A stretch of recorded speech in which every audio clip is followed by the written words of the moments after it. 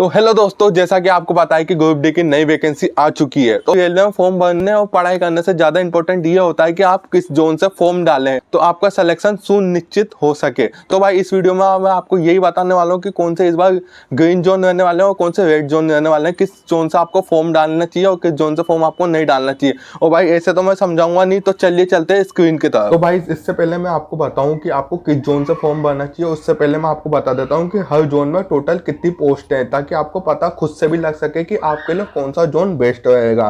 तो सबसे पहले आता है अपना चंडीगढ़ जोन, जिसमें वैकेंसी भी इस बार सबसे ज़्यादा है। तो उसमें वैकेंसी अपना 3537। फिर उसके बाद आता है अपना अहमदाबाद जोन, जिसमें कुल वैकेंसी है 3148। फिर उसके बाद आता है अपना मुंबई जोन, जिसमें कुल वैकेंसी है अपना 1979। उसके बाद आता है अपना गुवाहाटी जोन, जिसमें कुल वैकेंसी है अपना 1776। उसके बाद आता है अपना बिलासपुर जोन, जिसमें कुल वैकेंसी है 1199। उसके बाद आता है अपना गोरखपुर जोन, जिसमें कुल वैकेंसी है अपना 1196। उसके बाद आता है अपना प्रयागराज जोन, जिसमें कुल वैकेंसी अपना 1186। उसके बाद आता है अपना भोपाल जोन, जिसमें कुल वैकेंसी अपना 1147। फिर उसके बाद आता है अपना चेन्नई जोन, जिसमें कुल वैकेंसी 1036। फिर उसके बाद आता है अपना सिकंदराबाद जोन, जिसमें कुल वैकेंसी अपना 1012, मतलब 1012 वैकेंसी। फिर उसके बाद आता है अपना पटना जोन, जिसमें कुल वैकेंसी 993। फिर उसके बाद आता है अपना अजमेर जोन, जिसमें कुल वैकेंसी 974। फिर उसके बाद आता है अपना रांची जोन,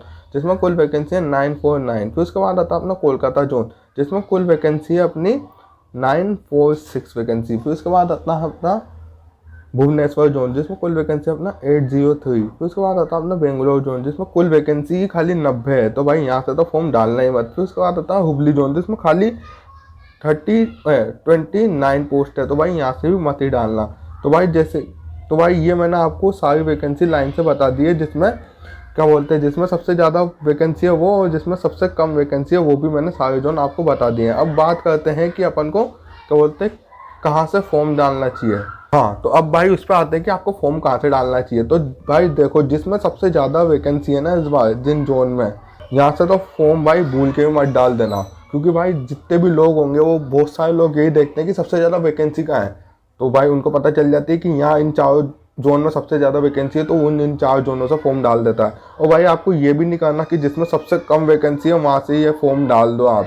तो यहाँ से भी आपको कभी भी फॉर्म नहीं डालना है, और जिसमें सबसे ज़्यादा वैकेंसी है वहाँ से भी आपको कभी फॉर्म नहीं डालना है। क्योंकि हर बार ऐसा होता है, जिसमें सबसे ज़्यादा वैकेंसी होती है, जिसमें सबसे कम वैकेंसी होती है, उसकी कट ऑफ हमेशा सबसे ज़्यादा चली जाती है।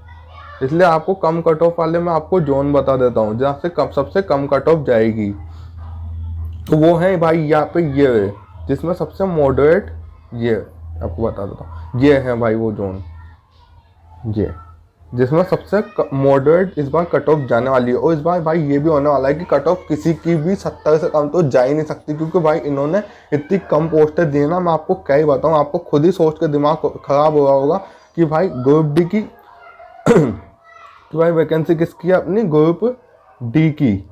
उसमें आप ये देखो भाई 29 पोस्ट। इनको भाई शर्म नहीं आ रही क्या ये सब चीज़ें हरकतें करने में। और ठीक है भाई, अब पढ़ने वाले लोगों को तो साथ तो ऐसा ही होता है, तो आपको पढ़ना तो है ही सही, और आपको भाई इन सब जोन में फॉर्म डाल देना है, ताकि आपको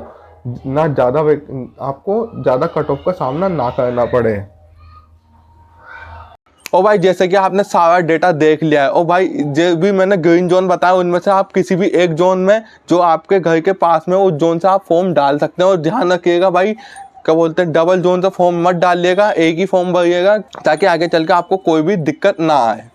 और भाई मैंने भाई इसलिए इतने सारे ग्रीन जोन बताए क्योंकि आपके जो घर के पास में आप उसी जोन से फॉर्म भरिए। क्योंकि बहुत सारे लोगों को जो सेलेक्ट हो जाते हैं, मैंने देखा है, उनमें यही दिक्कत आती है कि भाई वो सेलेक्ट तो हो गए, अब मान लो राजस्थान का हो भाई, जाकर सेलेक्ट हुआ चेन्नई में, तो उसको भाई यही दिक्कत आती है कि भाई 4-5 नंबर ज़्यादा ले आता पर घर के पास में सेलेक्ट हो जाता, तो ऐसी दिक्कतें नहीं आती। और वो बेचारे भाई अब साल भर में घर आते हैं, कोई फेस्टिवल भी अपने घर वालों के साथ नहीं मना पाते हैं। इसलिए भाई ये भी ध्यान रखिएगा रेड जोन और ग्रीन जोन के अलावा कि आपके घर के पास में कौन सा जोन रखता है, उसी जोन से फॉर्म भरिएगा। तो भाई आशा करता हूँ आपको ये वीडियो अच्छी लगी होगी तो लाइक, कमेंट, शेयर, सब्सक्राइब कर लीजिए। अगली वीडियो आपको किस चीज़ पर चाहिए, अगर आपको ये वाली वीडियो में कोई भी समस्या हो तो नीचे कमेंट बॉक्स खुला है, उसमें जाकर कमेंट कर सकते हैं। और आपकी कोई खुद की भी कोई समस्या हो तो नीचे कमेंट बॉक्स में कमेंट कर सकते हैं। कमेंट बिल्कुल फ्री है और सारी चीज़ें फ्री है। तो चलो मिलता है आपको इसकी नेक्स्ट वाली वीडियो में।